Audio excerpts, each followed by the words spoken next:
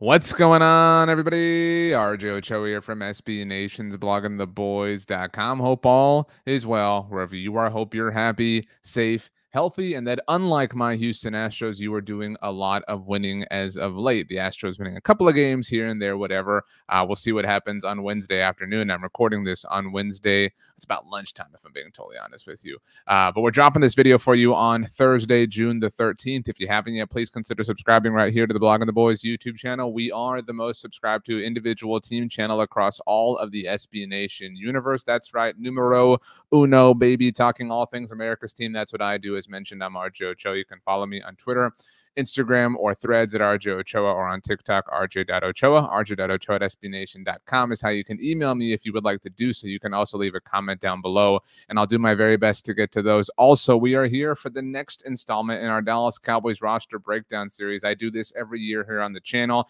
and I'm doing accompanying articles, by the way, at bloggingtheboys.com if the written word is more of your thing, where we're taking a look at every single position group on the Cowboys, kind of counting things down in the lead up to training camp. We have about 6 weeks to go, which means we have plenty of time to discuss each of these position groups in detail. We did quarterbacks earlier in the week. I'll put the link not only to that video down in the description below, but to the article version of that as well. I'll continue to link to things, obviously, as we go along in this process. Today is the second installment of our roster breakdown series, and we are taking a look at the Dallas Cowboys backfield. It is essentially the Dallas Cowboys running back group, but we wanted to include Hunter Lipke, of course, because we weren't going to do one video devoted to the one fullback on the team.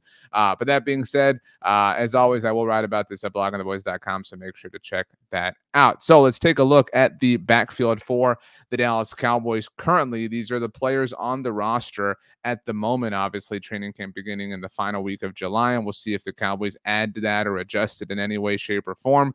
I've got Zeke Elliott penciled in as the starter. I want to be clear. This is how I see things. This is my view. This is looking at things through the lens of RJ. Hunter Lipke, obviously the Dallas Cowboys starting fullback. I have primary depth listed as Rico, Dowdle, and Deuce Vaughn because I'm not ready to say anything about Royce Freeman, and I don't mean that positively or negatively. I want to see, obviously, what training camp gives us, what we learn, what we see, what data we gather, et cetera, et cetera. Malik Davis an option, obviously. Snoop Connor, as is rookie Nathaniel Peat. But honestly, and I think that it's important for us to be honest about all this, this conversation is going to be mostly about Zeke Elliott, who is returning to the Cowboys, obviously, after spending a year away with the New England Patriots.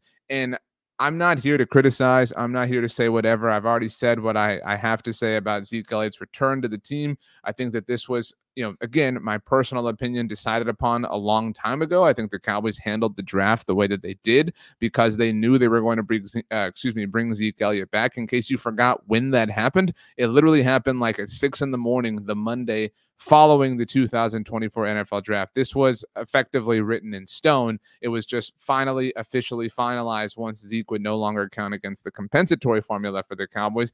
And I think, and I assume that you think similarly as well, and I don't think that this is like breaking news. Again, my thoughts and opinions here. I think the Cowboys always wanted to bring Zeke Elliott back, and I think the Cowboys cut him specifically purely only for financial reasons last year. They just couldn't have that contract on their books anymore, a contract that they devised and came up with on their own, and they're just kind of going round and round and round and round. Zeke Elliott is a player who can help a football team in 2024. The narrative of it all is a little bit silly and a little bit wonky, but I do think it's worth mentioning that he is a very good football player. I expect him to contribute the way he normally has for the Cowboys, and that's not a bad thing. Let's take a look at what Zeke Elliott offered the Patriots last year. You're looking at his game log from 2023. Shout out to our friends at Pro Football Reference. I do think that there is this, and again, I don't think that this is negative. We want to look at and understand the roster as it is. That's the whole purpose of this exercise, is to kind of get a feel for what the Dallas Cowboys are working with. This is one of the better rosters in the NFL. And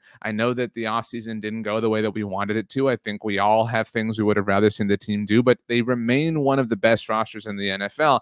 I don't know that Zeke is one of the best running backs in the NFL, but I do think there is a misconception because of the hype and the hope for him and his return to the Cowboys, and that everybody is excited to see him back, that he was a really good player last year for New England. I don't think that's the case. This is in order, obviously, chronologically. So you see here attempts. I can zoom in a little bit, but I want to make sure you see everything. I think you've got a good look at it here.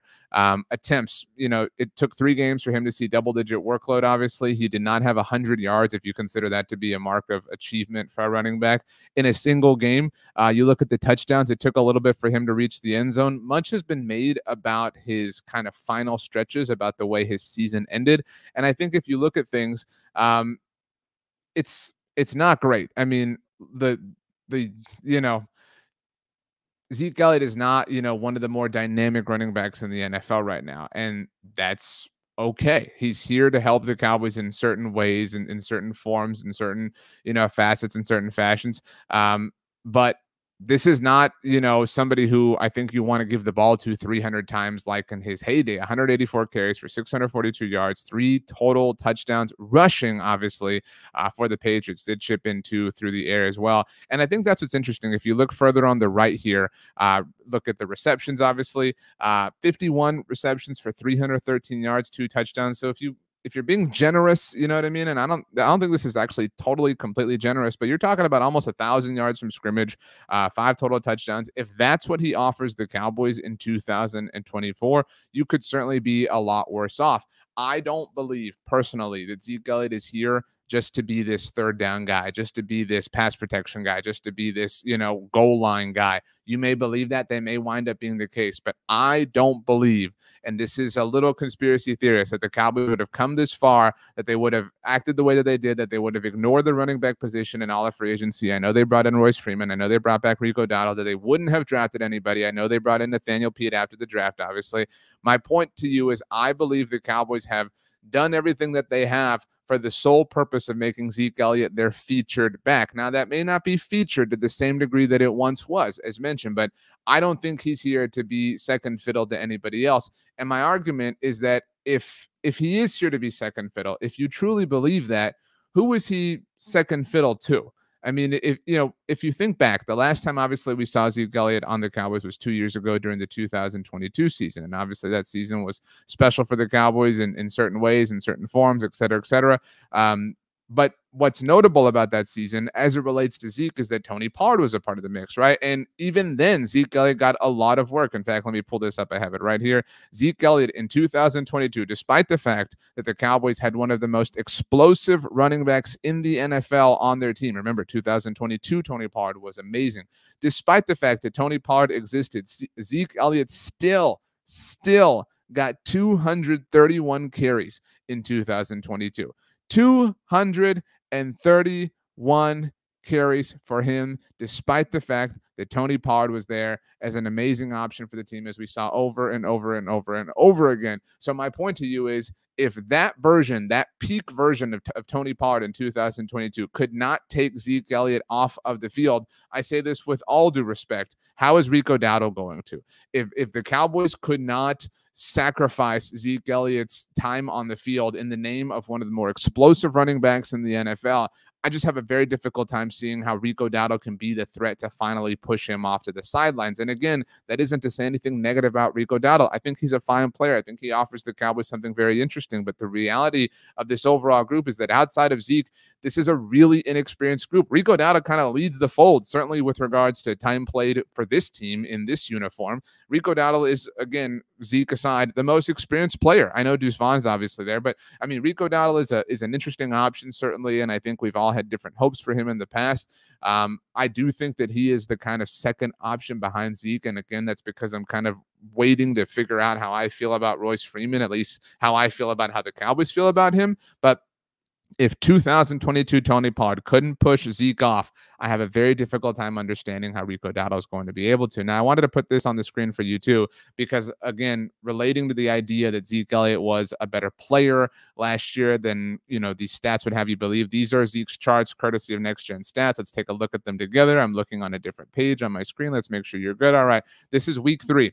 All right, this is week 3 for Zeke Elliott against the Jets, and you see this here. This is some high-level production. Okay, we're happy to see it. 16 carries, 80 yards. Respect. Well done. Okay, great job. Let's go back here. This is week 7 for the Patriots, obviously, last year. This is against the Bills.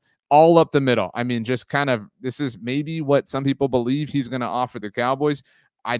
Again, I think that that's maybe managing expectations in a proper sense, but this is not, this work here against the Steelers. This was an interesting game, 22 carries for 68 yards, not a lot. You look at these 0 to 5 yard gains runs for Ezekiel, like just a lot of dirty work. And that's something that he has excelled at, obviously, throughout the course of his career. But you look at this week 15, this is just not a ton of production. And look, this is a unique game. I mean, 11 carries, 25 yards. It's against the Chiefs. And so you're not necessarily in a position where you can run the ball a lot. And I don't want to act like the Patriots last year are worthy of coming away with a strong conclusion, against or based upon, with regards to anything. But let's look at this last one, then we'll get this off your screen here. This is against the Jets last year. This is a productive day running the ball for Zeke Elliott. And I mean, it's great to see him getting to the outside here, obviously. My point to you is, I just don't know how Zeke is going to be this explosive player for the team. And given, again, that they being the Cowboys, have an explosive option behind him, I just have a difficult time really surmising a way that Zeke Elliott is not the featured back. And I'm not saying it's a bad thing that Zeke Elliott is the featured back for the Cowboys in 2024. But I think it's important to manage expectations, because even if you don't believe, or, even if you want to say, okay, well, Rico Dowdle's fine. Maybe, we have to see about Royce Freeman. Who are the other options? Let's take a look at the names once again. Zeke Elliott, Hunter Lipke's the fullback, so we're not really considering him. What about Rico Dowdle? Because I think Malik Davis, Snoop Connor, Nathaniel, Peat, those aren't serious options with regards to commanding playing time throughout the regular season. They might impress us, obviously, throughout training camp and the preseason. Malik Davis obviously has been around for a little while. Snoop Connor is an interesting name. Again, Nathaniel Peat is an interesting rookie. But these are all players, I think, that we would all acknowledge are facing uphill battles to make the team. Maybe Royce Freeman has a little bit more of an inside track than I'm willing to give him credit for. But the name we haven't really discussed yet is Deuce Vaughn. Let's get Deuce up on your screen here.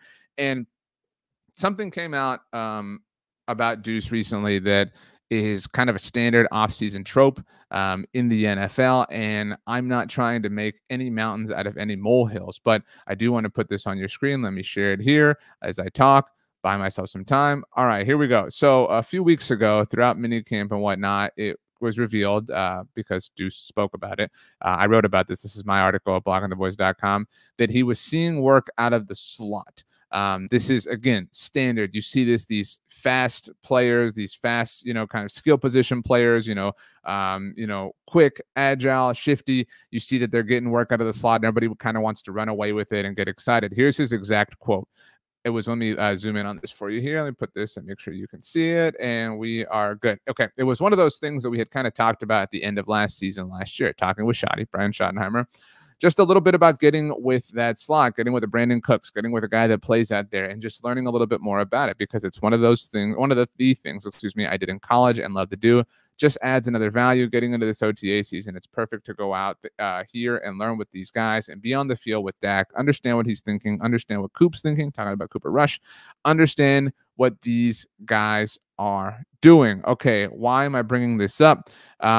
And again, I don't want to read too much into anything, and I don't mean this as a joke in any way, shape, or form, but my point to you is that if the Cowboys are finding creative ways to use Deuce Vaughn, that means a lot of things, right? One of them is good for them. You should find creative ways to use talented players who can help you in your offense. I support this. I think we all support this. But if Deuce Vaughn was a serious, is the other thing, if Deuce Vaughn was a serious option for the team at running back, specifically to hand the ball off to, he wouldn't be seeing these opportunities, right? I mean, there are players certainly in the NFL. There are rare exceptions. You look at Christian McCaffrey as an example, right? I don't think any of us believe that Deuce Vaughn is Christian McCaffrey, but my point is, and I'm not saying you have to live in a box or you have to be one type of player or one archetype of running back or whatever the case may be.